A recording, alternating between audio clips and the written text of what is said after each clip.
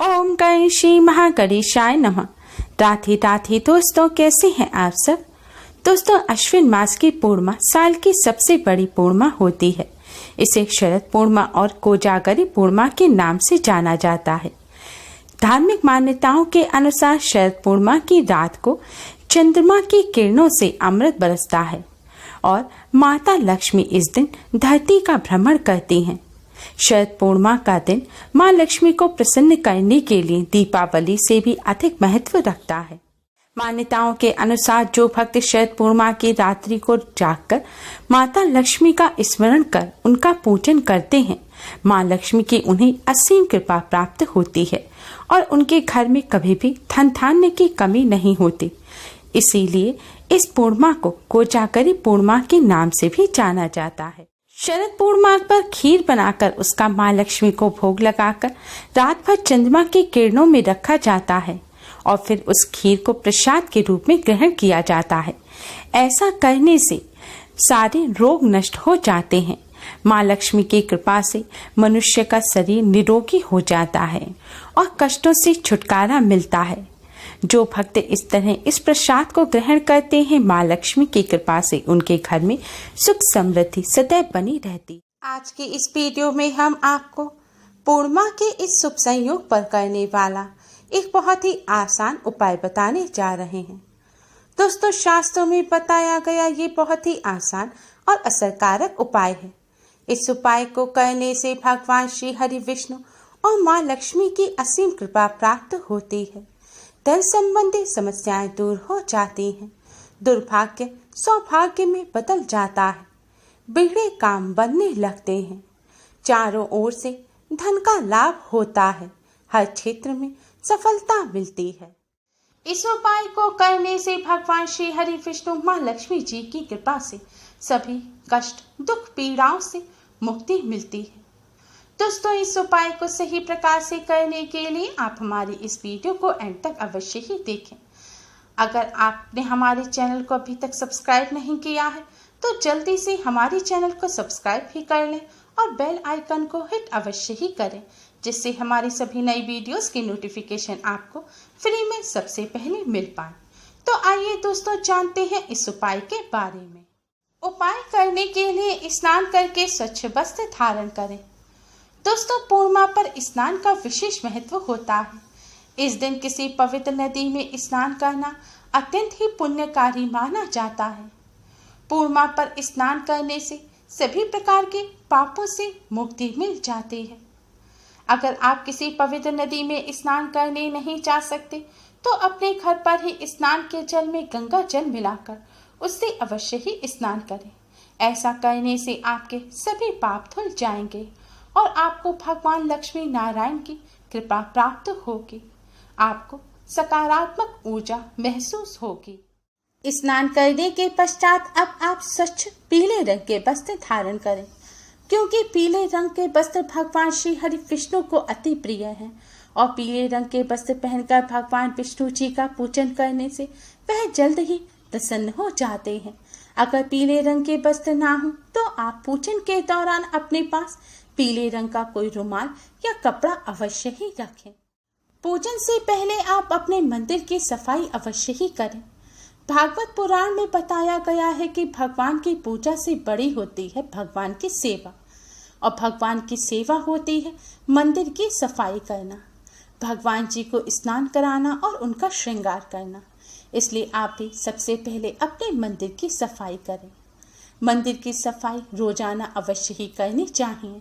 मंदिर में जितनी भी प्रतिमाएं हैं भगवान जी की, उन्हें स्नान कराएं और उनका श्रृंगार करें। अगर तस्वीर है तो उन्हें साफ कपड़े से रोजाना अवश्य ही पोंछें। उसके बाद ही आप भगवान जी का पूजन करें। पूजन करने से पहले भगवान जी के सामने एक शुद्ध घी का दिया जलाएं। दिए को किसी पात्र में रखें या थोड़े से साबुत चावल दिए के नीचे रखकर उसके ऊपर रखें। दिए की ज्योति को भगवान का स्वरूप माना जाता है, इसलिए दिया जलाने के पश्चात दिए को नमस्कार अवश्य ही करें। दिए के साथ एक सुगंधित धूप बत्ती भी अवश्य ही जलाएं। अब आप भगवान श्री गणेश को प्रणाम करें, भगवान विष्णु मां लक्ष्मी जी को प्रणाम करें। भगवान श्री गणेश और माँ लक्ष्मी जी को कुमकुम से तिलक करें और भगवान श्री हरि विष्णु को आप हल्दी से तिलक करें। हल्दी भगवान श्री हरि विष्णु को अति प्रिय है। अब आप साफ मढ़े हुए आटे से एक रोटी बनाएं। ध्यान रखें, रोटी में नमक नहीं होना चाहिए।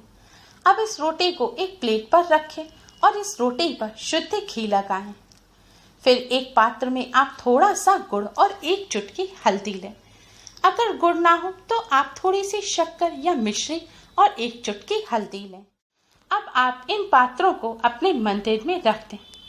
इसके बाद आप भगवान श्री हरि विष्णु माँ लक्ष्मी जी को एक तुलसी का पत्ता अर्पित करें।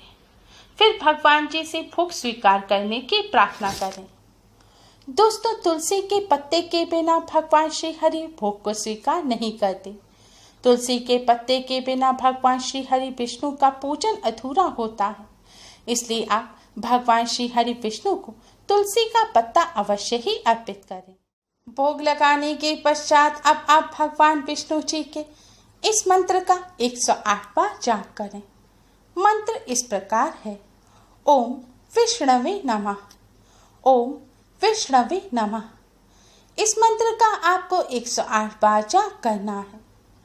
भगवान विष्णु जी के मंत्र का जाप करने के बाद आप धन की देवी माँ लक्ष्मी के इस मंत्र का भी 108 बार जाप करें। मंत्र इस प्रकार है: ओम महालक्ष्मी नमः, ओम महालक्ष्मी नमः। दोस्तों, मंत्र का जाप आप माला पर गिनकर, उंगली पर गिनकर या फिर माचिस की तीली पर, जिस पर भी आपको सुविधा हो उस तरह से आप मंत्र का जाप कर सकते हैं। दोस्तों, मंत्र का जाप करते समय अगर आपको कठिनाई महसूस होती है तो आप भगवान विष्णु जी की चालीसा और माँ लक्ष्मी जी की चालीसा का पाठ करें। पाठ करने के पश्चात अब आप भगवान श्री गणेश, भगवान विष्णु, माँ लक्ष्मी जी को प्रणाम करें और अपने सभी कष्ट, दुख, दरिद्रता, दुर्भाग्य को दूर करने की प्रार्थना करें। आपकी जो भी पीड़ा या तकलीफ है उसे भी भगवान जी के समक्ष रखें और दूर करने की प्रार्थना करें। जाने अनजाने में आपसे जो भी गलती हो गई है उन सभी गलतियों की आप क्षमा मांगें। क्षमा मांगने के पश्चात आप अपने मस्तक और कंठ पर भी हल्दी से तिलक करें। इससे आपको भगवान श्री हरि विष्णु का आशीर्वाद प्राप्त होगा। तिलक करने के बाद भगवान जी को जो गुड़ चीनी का भोग लगाया है उसे आप रोटी पर रखें और हल्दी को पूरी रोटी पर डाल दें। और जो तुलसी का पत्ता भगवान जी को आपने अर्पित किया था उसे भी आप इस रोटी पर रखें। अब इस रोटी के सामने अपना सिर झुकाएं, रोटी को प्रणाम करें और इस रोटी को आप गौ माता के पास ले जाएं। सबसे पहले आप गौ माता के पास जाकर गौ माता को प्रणाम करें, क्योंकि गौ माता में 33 कोटि देवी देवताओं का वास होता है। गौ माता को माँ लक्ष्मी का ही रूप माना जाता है। माना जाता है कि गौ माता को भोजन कराने से 33 कोटि देवी देवताओं को भोजन कराने का और ब्राह्मणों को भोजन कराने का पुण्य फल प्राप्त होता है। गौ माता को पूजनीय माना जाता है। जो व्यक्ति इस तरह गौ माता को भोजन कराते हैं उन्हें भगवान विष्णु, माँ लक्ष्मी जी की कृपा प्राप्त होती है। उनके घर में अचानक किसी भी प्रकार की विघ्न बाधाएं नहीं पनप पाती। उनके घर में सदैव सुख समृद्धि बनी रहती है। दोस्तों, गौ माता को भोजन कराते समय भी आपको भगवान श्री हरि विष्णु, माँ लक्ष्मी जी का ध्यान करना है। हो सके तो गौ माता के चरणों की रज आप अपने मस्तक पर अवश्य ही लगाएं। शास्त्रों में बताया गया है कि गौ माता के खुरों की धूल में सभी तीर्थों का वास होता है। गौ माता के चरणों की रज मस्तक पर लगाने से सभी तीर्थ में स्नान करने का पुण्य फल प्राप्त हो जाता है। लेकिन गौ माता को भोजन कराते समय कुछ बातों का विशेष ध्यान रखें। आपको पूजन के बाद ही यह रोटी गौ माता को खिला देनी है। आपको इस रोटी को बासी नहीं करना है, वरना इससे आपको कोई भी लाभ प्राप्त नहीं होगा। गौ माता को भोजन पूरे सम्मान पूर्वक खिलाएं। गौ माता के सामने आप रोटी को फेंकें नहीं। चप्पल पहनकर आपको गौ माता को भोजन नहीं कराना है। अगर आप अपने हाथों से गौ माता को भोजन नहीं करा सकते तो जिनके घर गौ माता हैं आप उनके हाथ में वह रोटी दे दें, जिससे वह रोटी गौ माता को खिला दें। गौ माता को भोजन कराने के बाद आप गौ माता को प्रणाम करें। भगवान श्री गणेश, भगवान विष्णु, माँ लक्ष्मी जी को प्रणाम करें और अपने सभी कष्टों को दूर करने की प्रार्थना करें। दोस्तों, माना जाता है कि जिन पर गौ माता की कृपा हो जाती है उनका दुर्भाग्य भी सौभाग्य में बदल जाता है। गौ माता सभी कष्ट और पीड़ाओं से मुक्ति दिलाती हैं। भगवान श्री हरि विष्णु ने कृष्ण अवतार में गौ माता की बहुत सेवा की थी। यह यही दर्शाता है कि भगवान श्री हरि विष्णु को प्रसन्न करने के लिए गौ माता को प्रसन्न करना अति आवश्यक है।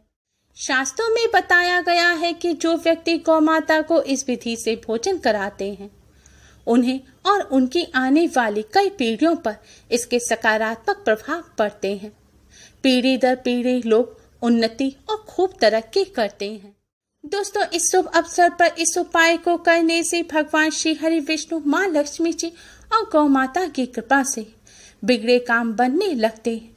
हर क्षेत्र में सफलता प्राप्त होती है। चारों ओर से धन का लाभ होता है।